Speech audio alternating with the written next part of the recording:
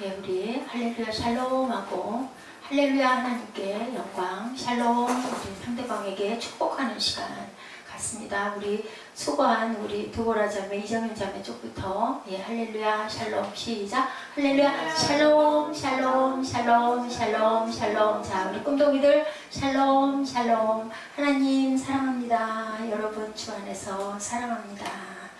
예. 때로는 사랑하는 자녀에게는 매도 필요하고 징계도 필요해요.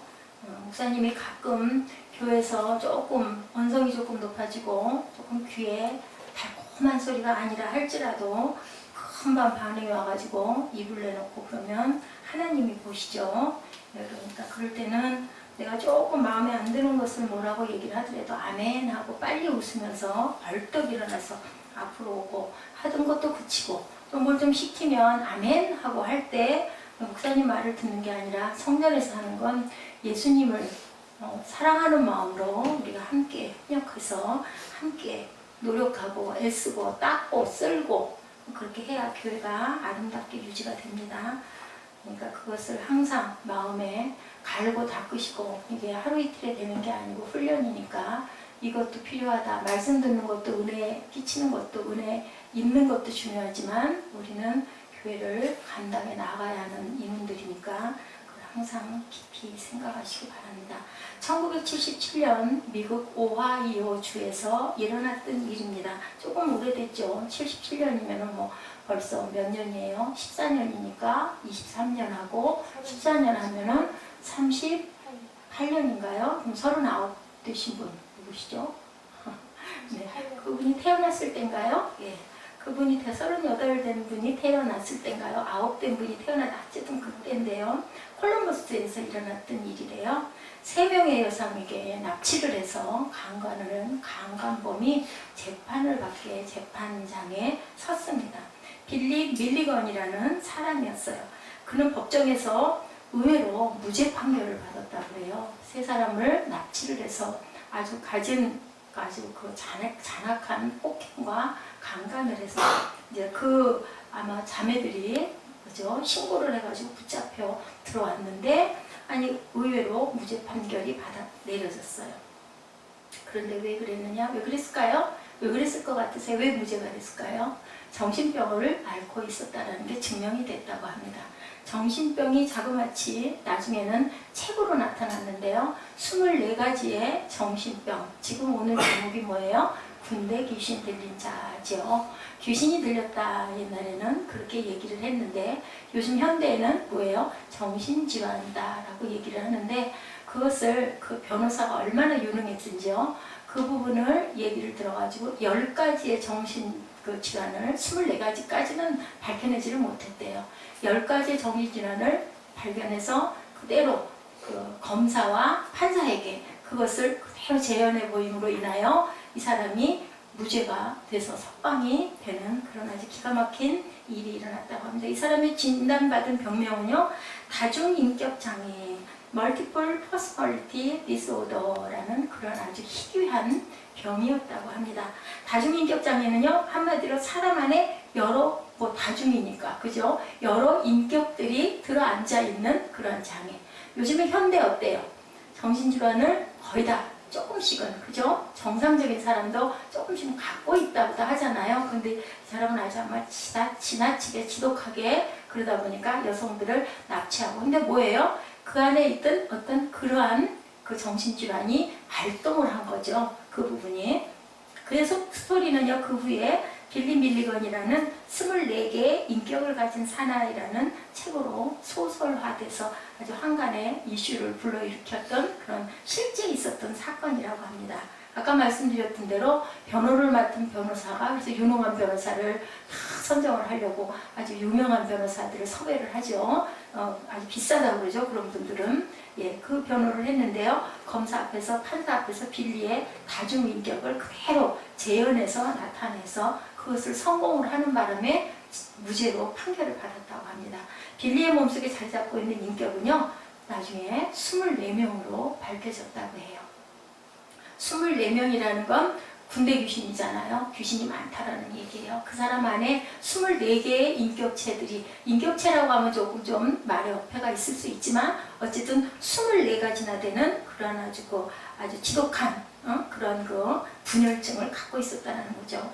이 빌리는 핵심 인격으로 자신이 다중 인격임을 알고 괴로워했대요. 본인이 알았대요. 근데 대개는 알코올 중독자에게 아니면은 또 뭐죠? 그 의처증을 갖고 있거나 성폭행을 일삼는 마약 중독증을 갖고 있거나 이런 사람에게 당신 알코올 중독이야, 당신 그 성격 장애야, 아니면 당신 의처증을 가졌어, 당신 그 도박 그 증세가 아주 중증이야 라고 얘기를 하면 아무도 그 부분에 맞아, 내가 알코올 중독입니다, 내가 여성 학대를 하고 있습니다, 이렇게 대답하는 사람이 없다고 그래요. 대개는 다 내가 어디를, 나는 정상이지, 저것이 저렇게 하는 바람에 내가 이랬지, 이렇게 얘기를 하면 되죠. 근데 그렇게 하면은 절대로 그 사람은 고쳐질 수가 없다고 그래요.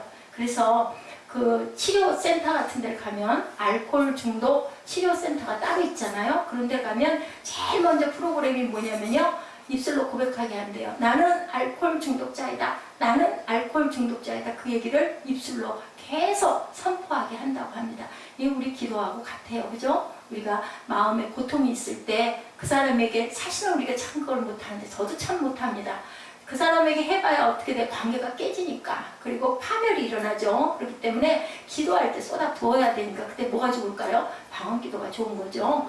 알아듣지 못하게 막 내 속에 있는 울분을 어떨 때, 그럴 때는 어떻게 막 큰 소리로, 그죠?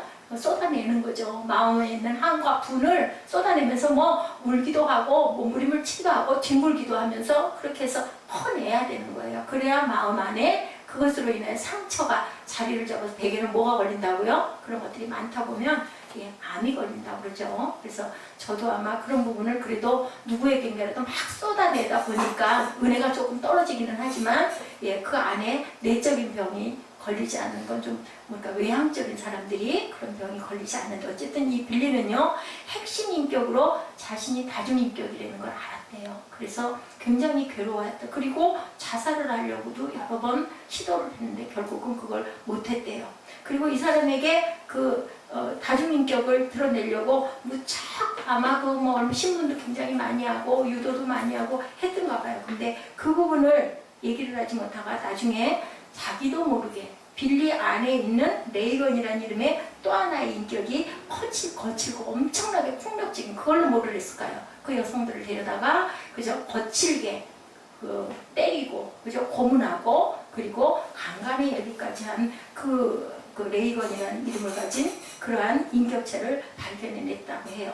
앨런이라는 사기꾼으로 아주 탁월한 말솜씨로 타인들과의 협상을 담당하고 있었는데요. 이들은 하나같이 뭐를 했다고요? 강간 사실을 굉장히 부정을 했대요.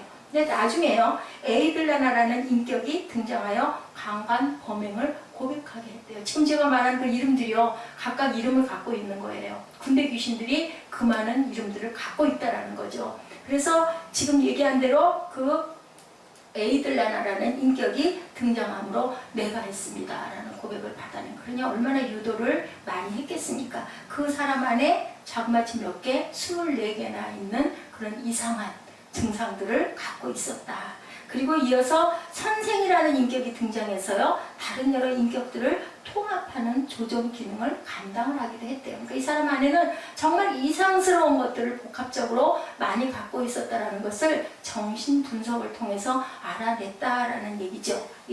이렇게 알려진 바에 의하면요, 다중인격은 일종의 방어 기제로, 예를 들어 어렸을 때 경험한 학대나, 그죠? 또한 그 애정 결핍이나, 그리고 폭력이나 폭행이나 이런 걸로 인해서 상처를 받은 사람들에게 많은 증상이 일어난대요. 어린 나이에 폭행받은 아이들 있잖아요. 자랄 때 소녀나 이런 아이들, 이런 경우에 이런 증세가 많이 난다고 합니다. 이런 충격을 제대로 치유하지 못했을 때 자신을 누르고 있는 억압과 고통에서 벗어나기 위해서 자기 안에서 여러 다양한 인격들을 만들어내서 이렇게 세상을 살아가기가 너무 힘든 이런 증세를 갖고, 그런 뭐라고 해야 되나요? 발작을 일으키는 경우들을 많이 본다고 하네요. 오늘 성경 본문에 소개된 이 사람, 무슨 사람이에요? 예, 거라사에 사는 이 사람. 예, 이 사람은 똑같은 증상의 사람이라고 단언하기는 어렵지만 비슷한 증세를 가지고 있었다라고 볼 수가 있다는 거죠. 본문의 사건은 어디예요? 갈릴리 바다 맞은편 이스라엘 지역이 아니에요. 요단 지역입니다. 예, 거라사 땅에서 일어난 사건인데요. 주인공은 본래 도시에 살던 사람이 거라사라는 곳을 성기순례 다녀온 사람들의 말에 의하면요, 예수님 계시는 당시에도 지금은 혀를 내두를 정도로 엄청나게 문물이 발달되어 있던 아주 눈부신 문화가 꽃피었던 그런 지역이었다. 거기에 희생을 당한 이 군대 귀신 들린 사람이었을 것이다 라고 얘기를 합니다. 이 사람은 도시 문명의 전형적인 피해자라는 거죠. 요즘에 우리 현대가 어때요? 도시 문명이 눈부시게 발달하죠. 특히 우리나라 같은 경우에는 엄청나게 전에 누구에게 얘기를 들어봤더니 경제적인 부분이 10위로 올라가 있다라고 얘기를 하고 있어요. 우리가 얘기할 때 11위니 9위니는 또 옛날 얘기고 7위로 구성을 한다고 합니다. 예, 이렇게 요르단 성지 순례에서 시리아와 요르단을 거쳐서 가다 보면 거라사라는 지역이 그렇게 그 문물들이 그렇게 발달이 돼서 지금도 그 순례를 가보면 옛날에 있던 그 문물지대들이 그대로 유지가 돼서 보관이 되어 있다고 합니다. 이미 예수님 당시에 거라사, 지금은 거기를 제라쉬라고 얘기한대요. 아람 말로는 움게이스라고 부른다고 합니다. 움게이스. 거대한 문명을 자랑하던 도시였는데 주인공을 진단하며 그의 안에 거하는 군대 귀신에 의해 많은 귀신들이 그 안에서 어떻게 하고 있어요? 고통당하고 있었다는 거. 이 사람 막 그럴 때마다 발작이 일어나고 집에서도 아까 우리 본문에 읽었죠. 집에서도 거하지도 못하고 옷도 입지 못하고 어디에 살았다고요? 묘지 사이에 살 수밖에 없었다라고 하죠. 쇠 몸을 팔 다리를 뭘로 채워놨는데 쇠사슬로 채워놨는데 그것을 끊고 나간 거예요.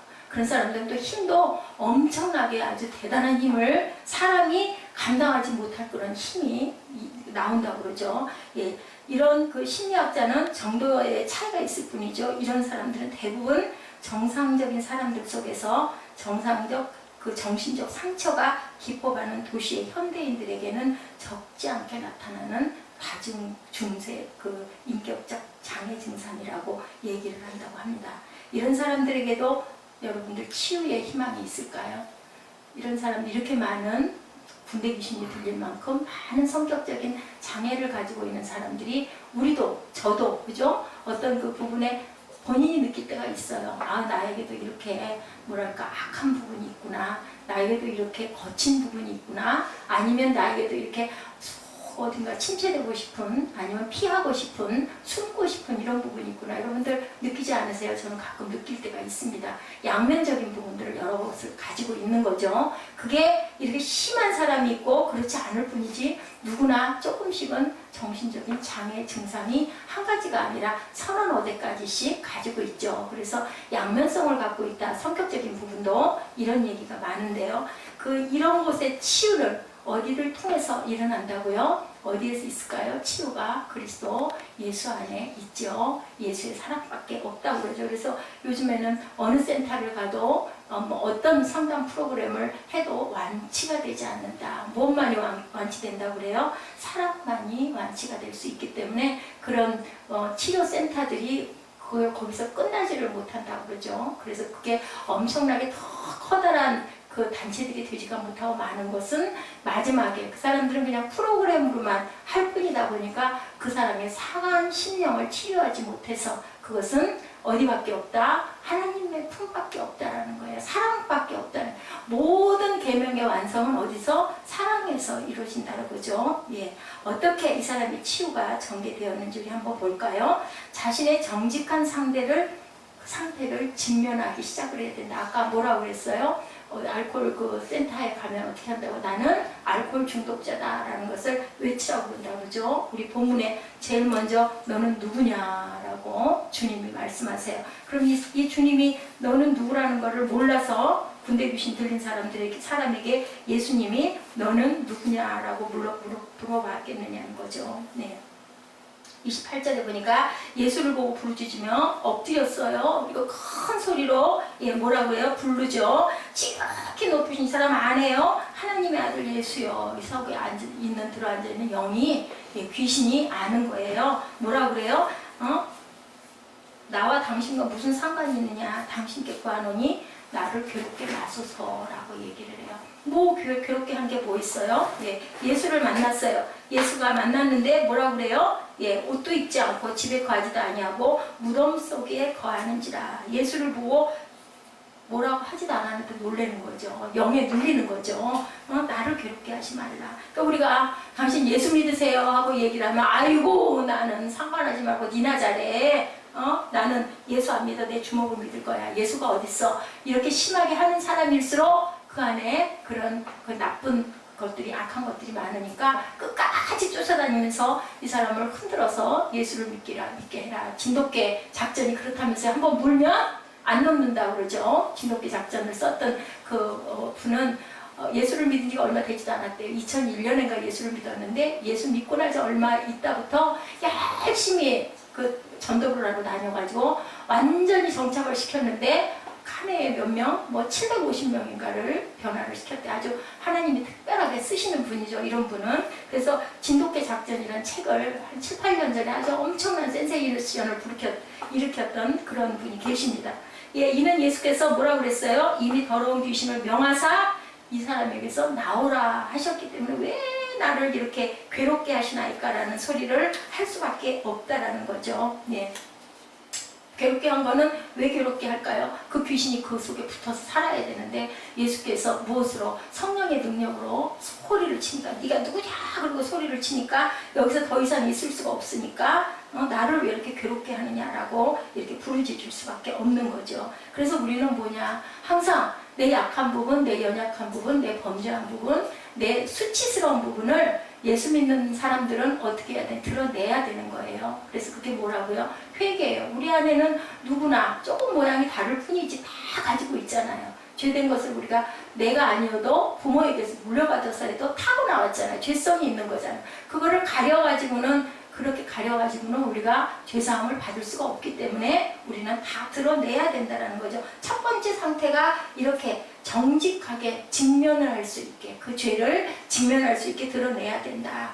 모든 치유는 어디에서 시작된다? 직면에서부터 시작된다. 우리 주변에서 의처증이나 의부증을 앓는 사람들이 그것을 인정하는 사람들은 없는데 그것이 드러났을 때, 본인이 입술로 고백했을 때 그 사람은 굉장히 희망이 있는 사람이라는 거죠. 알코올 중독자나 도박 중독자나 성 중독자가 자신을 중독자라고 맞아요. 나는 중독에 걸렸어요 라고 얘기하는 사람은 없다라는 거예요. 그래서 그것을 인정하는 사람은 고칠 수 있는 희망이 있다. 부인한다는 것은 어때요? 예수님이 오늘 본문의 주인공에게 만나서 가장 첫 번째 했던 질문이 뭐라고요? 너는 내 이름이 무엇이냐라고 물어봐요. 이름을 몰랐을까요? 알았겠죠. 누군지도 다 알죠. 어떤 귀신이 들어있는 것도 환히 다 보이죠. 그래서 신령한 그 은사를 받으면 그 속에 무슨 귀신이 있는지도 다 안다고 하더라고요. 그래서 막 끄집어내면 막 말을 한다고 그러죠. 떼굴떼굴 부르면서 나는 뭐가 들어앉았고 나는 어떻고 저떻고 얘기를 한다고 그래요. 그러면은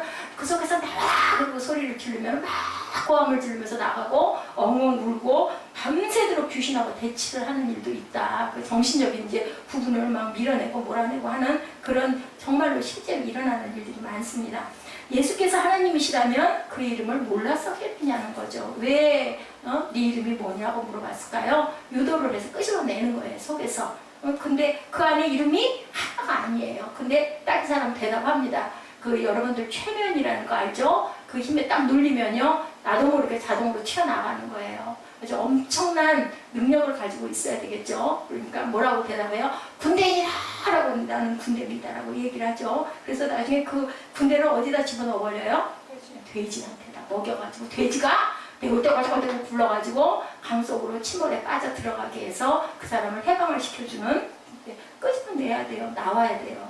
여러분들 제가 지난 주일날 철로역정에 대한 그 책에 이야기를 했죠. 전 본연의 얘기에도 이 부분이 나와 있어서 제가 좀 발췌를 해봤는데요. 철로역정에서 묘사한 수많은 등장인물들은 우리의 인생 구도 여정에서 만나는 이웃들의 이름이 아닌 누구의 이름일까요? 우리 자신의 이름이 철로역정 그 책 안에는 엄청난 많은 이름들을 갖고 나옵니다.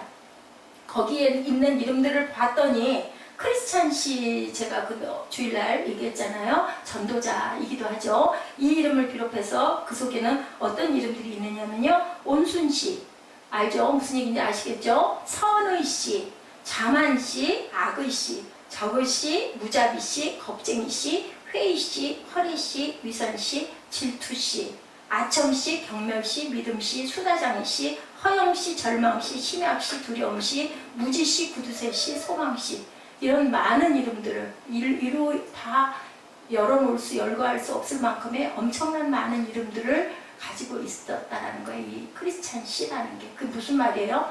우리 안에 있는 속성들을 얘기를 하는 거예요. 좋은 것도 물론 있는데 그것보다는 오히려 나쁜 것들이 내용을 보니 너무너무 많아요. 무지하고요, 두려워하고요, 심약하고요, 절망하고요. 거기다 또 허영이 많고요. 아첨을 하기도 하고요. 사람을 경멸하기도 하고요. 수다스럽게 쓸데없는 말을 많이 하기도 하고요. 우리가 허리 속에 빠져서 살기도 하고요. 그래서 철로역정을 처음부터 끝까지 읽기가 엄청난 인내가 필요하다라고 얘기하고 있습니다.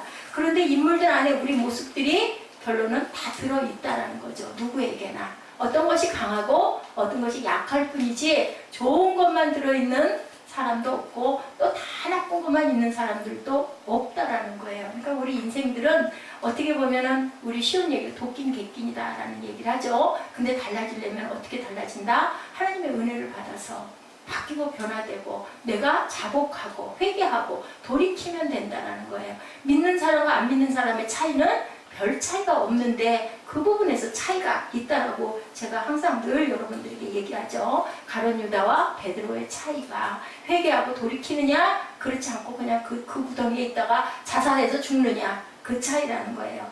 당신의 이름은 하나만이 아니라는 겁니다. 여러분들 우리 상대방에게 물어볼까요? 당신의 이름은 뭡니까?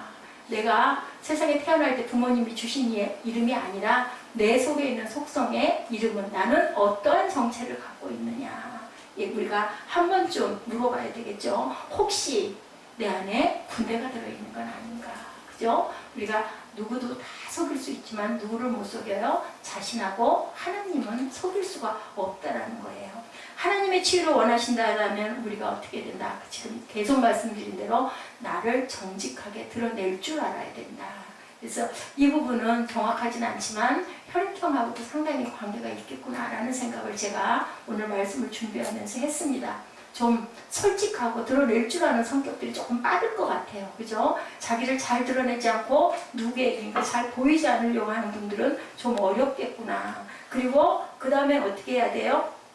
드러내고 그리고 우리는 얘기해야 되겠죠. 직면하고 치유가 필요하십니까? 도움이 필요하십니까? 무엇을 원하십니까? 또한 구원이 필요하신가요? 내 안에 고집이 있다고 거짓 영이 있다고 탐욕이 있다고 고백하시고 그 다음에 어디에 앉아야 될까요? 예수님의 발치에 꿇어앉은 마리아처럼 그렇게 앉았을 때 우리에게는 무엇이 일어나요? 생명의 구원을 받는 거죠. 주님만 만나면 어땠어요? 12년 동안 혈루증을 앓던 여인이 주님의 옷자락을 살짝 만지고 나서 결과적으로 어떻게 돼요? 새로운 몸을 입게 되죠. 그게 뭡니까? 구원이고 그게 바로 새 생명이고 생명을 받는 거예요.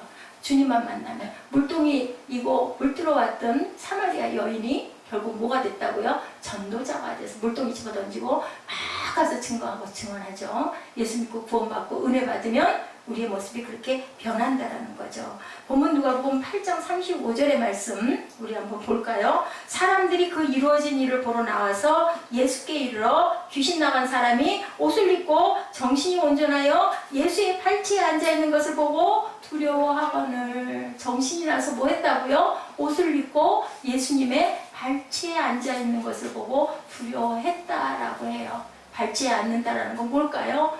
주님의 말씀을 듣고자. 마리아가 그래서 발치에 앉았잖아요. 그게 바로 그 뜻이에요.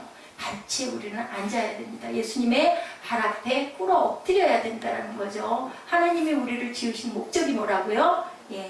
오경 제가 말씀드리죠. 모세 오경 경건으로 하나님께 예배드리고 찬양을 받고자 하시는 하나님의 마음이죠. 예수 앞에 엎드렸고 그리고 마침내 예수의 발치에 앉히신 바 되었다라는 거예요. 옷도 입고 제정신이 나서 온전해져서 뭐가 나갔기 때문에? 귀신이 나갔기 때문에. 우리가 예수 믿고 구원 받는 건 뭐라고요? 시작이라고요.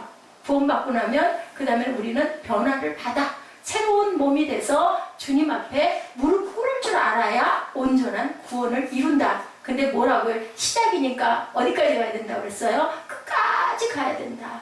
뭐 해야 된다? 완주해야 된다 라고 말씀하고 계세요. 이것이 바로 뭐라고요? 은혜고 축복이라는 얘기를 합니다. 우리가 그래서 우리는 크리스찬들이 다른 거는 세상 사람들하고 불가에서와 다른 건 뭐라고요? 우리는 구원받고 나면 그 다음에 어떻게 해요? 나눠야 돼요. 그래서 뭐라고 그랬어요? 귀신 들린 사람에게 너희 집으로 가라고 얘기하죠. 왜 가라고 그랬을까요? 이 귀신 들린 사람은 낳고 나서 나는 주님 따라 가겠습니다 그랬더니 너희 집으로 먼저 돌아가라. 왜? 가서 얘기하고 네 가족을 구원해라 인 거죠. 하나님이 세상을 이처럼 사랑하사 독생자를 주셨으니 믿는 자마다 멸망치 않고 영생을 얻는데 너와 내 집이 구원을 받았다라고 얘기하죠. 사도행전에도 그렇게 말씀하고 있죠. 착고가 풀리고 그리고 나서 누구요? 그 간수들이 아이고 도망갔다 했더니 우리 도망가지 않았다라고 하죠. 그리고 은혜 받고 나서는 그 다음에 어떻게 했어요? 너와 내 집에 구원이 이르리라. 그러니까 우리가 구원받았으면 어떻게 해야 돼요? 아내가 구원받았으면 남편을 구원해야 되고 남편이 먼저 구원받았으면 아내가 구원이 돼야 되고 그리고 아내와 남편이 구원받았으면 그 다음에는 부모님을 구원해야 되고 그리고 자녀는 물론이고 그리고 나면 그 다음에 어디로 가야 될까요? 이웃을 구원해야 되고 이웃이 바로 어디로 가야 돼요? 세상 끝까지 끝날까지 세상 끝간데 없이 우리는 주님의 삶을 살아야 된다는 것을 얘기하고 있습니다. 예수의 이름으로 구원받은 뭐가 됐기 때문에? 새 피조물이 됐기 때문에 우리가 구원받는 거, 우리가 은혜 받는 거, 우리가 생명을 받은 것은 나만 잘 먹고 잘 놀고 잘 살아라가 아니라 그것으로 인해서 너희들 증거하고 전해라 인 거예요. 그것에 이르기 위해서 우리가 오늘도 함께 모여 앉아서 하나님께 은혜를 받는 거죠. 이 군대 귀신 들렸던 자가 마침내 십자가의 복음을 전하는 예수 군대의 전도자가 되는 거죠. 군대 귀신이 들긴 들렸는데 이제는 예수 군대가 되는 그러한 사람이 된 거죠. 혼자만 가는 게 아니죠. 38절에 귀신 나간 사람이 함께 있기를 구하였으나 예수께서 그를 보내시며 이르시되 39절에 뭐라고 그러세요? 집으로 돌아가 하나님이 내게 어떻게 큰 일을 행하셨는지를 말하라. 우리가 하나님을 믿는 것은 크리스찬들이 다른 것은 뭐라고요? 제가 아까 크리스찬에 대해서 묵상 여러분들에게 읽어드렸지만 내가 잘났다, 내가 똑똑했다라는 고백이 아니라는 거죠. 나는 크리스찬입니다 라고 말할 때 나는 깨끗하게 살고 있다는 것이 아니라 허물과 죄가 많지만 이렇던 나를 찾고 용서받고 있다고 고백하는 것이라는 거예요. 크리스찬이라는 것은 나는 크리스찬이라고 말할 때 자랑삼아 하는 말이 아니라 늘 휘청거리고 나는 연약하고 쓰러질 것 같은데 주님께서 나를 붙들고 계십니다 라는 고백이라는 거죠. 나는 강한 사람이란 말이 아니라 약하고 나약한데 강력한 힘 되시는 예수님을 나는 의지합니다라는 고백이라는 거예요. 그러니까 결국 우리는 뭐예요? 우리 안에 있는 것을 다 드러내고 고백하고 연약하고 약하고 더럽고 취하고 우리 안에 있는 군대와 같은 나쁜 속성들을 하나님 발 앞에 내려놓고 하나님 발끝을 붙들고 우리가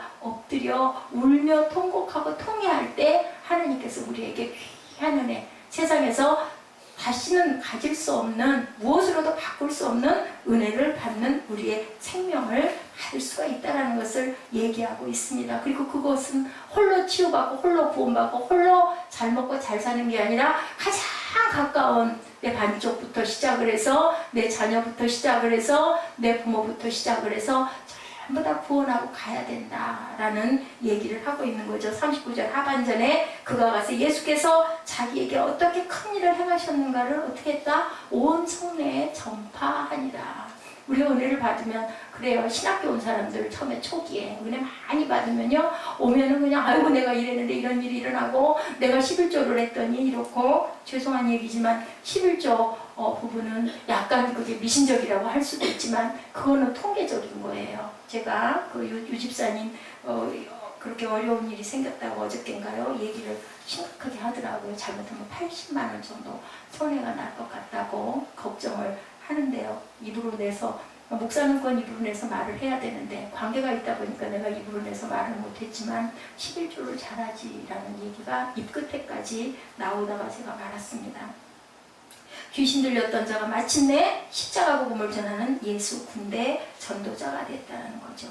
예, 그 진돗개 아까 얘기했죠. 전도왕 그 책에 보니까 750명을 박병선 집사님이네요. 예, 첫해 750명을 주께로 인도를 했는데요. 그 사람은 상대방이 그래 내가 예수 믿을게 라고 고백할 때까지 한 번 물면 절대로 놓지 않는다. 물고 그 다음에 어떻게 한다? 아주 재밌는 표현을 물고 흔든다는 거죠. 올 거야 안 올 거야 올 거야 안 올 거야 끝까지 귀찮아서 내가 갈게. 끌어오면 그 다음에는 책임은 누가 져요? 교회에서 지는 거죠. 목사님이 감당을 하는 거죠. 말씀으로 그죠? 깨뜨려 주고 그리고 주변에서 다들 아주 양육을 열심히 해주고 그러면 뭐가 돼요? 구원받는 거죠. 예, 전도가 주의 가장 중요한 명령이었다라고 예, 그분이 이렇게 얘기를 하는데요. 주의 일에 충성하면 주께서 내 모든 일을 책임져 준다라고 얘기를 하시고 계신다고 합니다.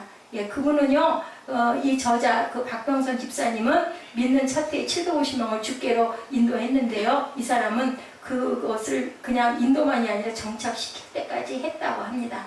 그는 전도가 주의 가장 중요한 명령이기 때문에 주의 일에 충성하면 주께서 내 모든 일을 책임져 주신다는 믿음으로 전도의 명령에 순종을 했는데 재밌어요. 재밌는 얘기라서 제가 예, 뽑아봤는데요. 전남 순천시청에서 26년간 근무한 공무원이었었어요. 그런데 예, 특별한 뜻이 있어가지고 예, 그 공무원을 그만두고 명예퇴직을 하고 시의원 선거에 출마를 했다고 합니다. 근데요, 이 사람이 유명해진 건 뭐냐면 시의원에 출마를 해가지고 뭐예요? 지금 요즘에도 뭐 보궐선거 있던데 그러면 출마해서 나를 뽑아주십시오 하고 다녀야 되잖아요. 근데 이 사람은 그렇게 하지 않았대요. 부지런히 전도만 다녔대요. 만나는 사람마다 할렐루야 예수 믿으세요. 예수 믿으실 거죠? 그 말만 해서 주변에서 그러다가 떨어지면 어떻게 할 거야? 그랬더니 뭐라 그러냐면요. 나는 예수님 전하고 예수님은 내 표를 모아주시고 분명히 내가 예수님이라면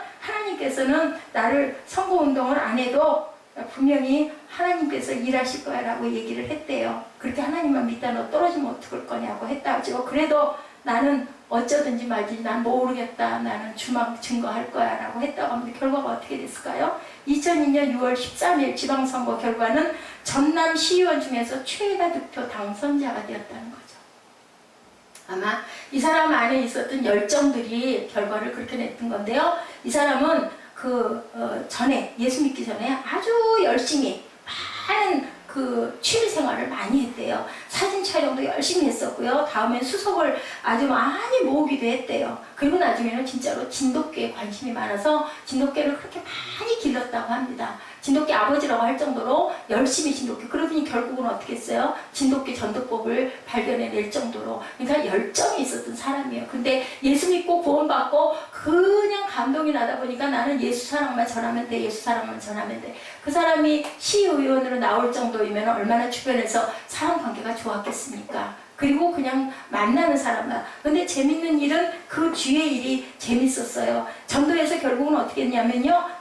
이제 이 사람이 시의원 된 다음에 동료 시의원들에게 전도하기 시작을 했다고 해요. 자기가 의원이 되고 나서. 그래서 22명 중에 20명이 그리스도인이 되었대요. 그래서 그 사람들은 회의를 하려고 모이면 먼저 기도했다고 합니다. 기도하고 흩어지면, 그러니까 모이면 기도하고 흩어지면 전도하고. 그래서 순천시가 복음화에 앞장을 서는 시가 됐다. 여러분들 한 사람이 이렇게 온전하게 심어지면 예, 시예요. 시의회가 이렇게 변화가 된다는 거죠. 그래서 정말 하나님의 복음은 귀한 거다. 왜냐하면 살아있기 때문이에요. 그래서 제가 오늘 저기 봉투에 아까 바빠서들 못 봤는데 요전부터 그런 마음이 오래됐죠. 마음에 부담도 왔고 마음에 아픔도 있었고 부끄러움도 있었고 뭐를 하고 있나. 여기 온 지가 2년이 됐는데 나는 그동안 뭐를 했나.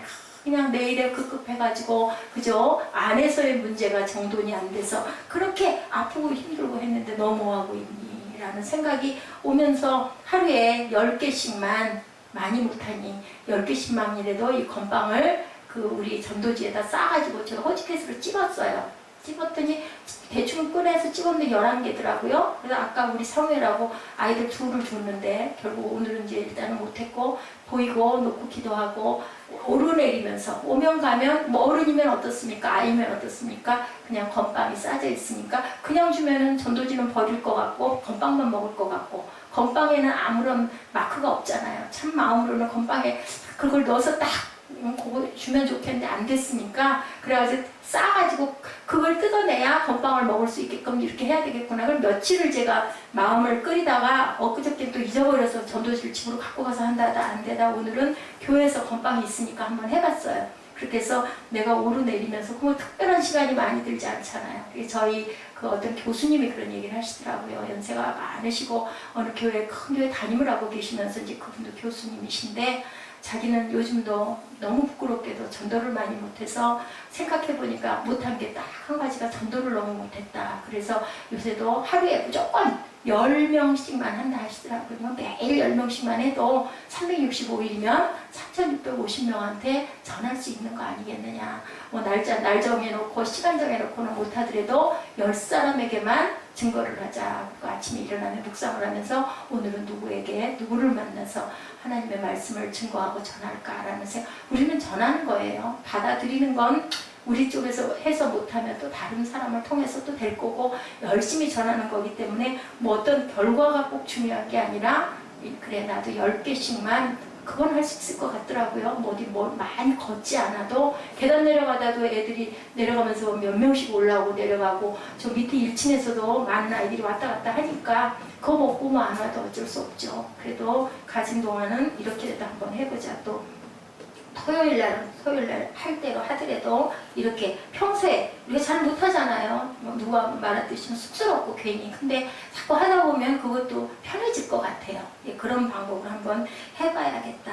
하나님을 모르는 사람들을 하나님께로 인도하는 일에 모든 관심을 우리가 쏟아야 되는 게 우리가 살아있는 하나의 목적이에요. 생각하고, 왜냐면 우리는 여러분들 늘 제가 얘기하지만요, 그게 가장 중요해요. 세상에 사는 건 어떻게 살아요. 믿는 사람이든 안 믿는 사람이든 나름 뭐 지성도 갖고 있고 사람의 그 생김새에 따라서 그동안 교육받은 것도 있고 타고난 품성도 있고 삽니다. 분복만큼 사는데 중요한 건 우리 가는 곳 있잖아요. 그 다음을 생각을 해야 된다면, 지금 세상은 요만큼 짧다면, 그죠? 시간으로 따져서 1시간 안에 한 뭐 1분이나 될까요? 그것도 안 될 수 있어요. 세상에 100년이라고 따져도.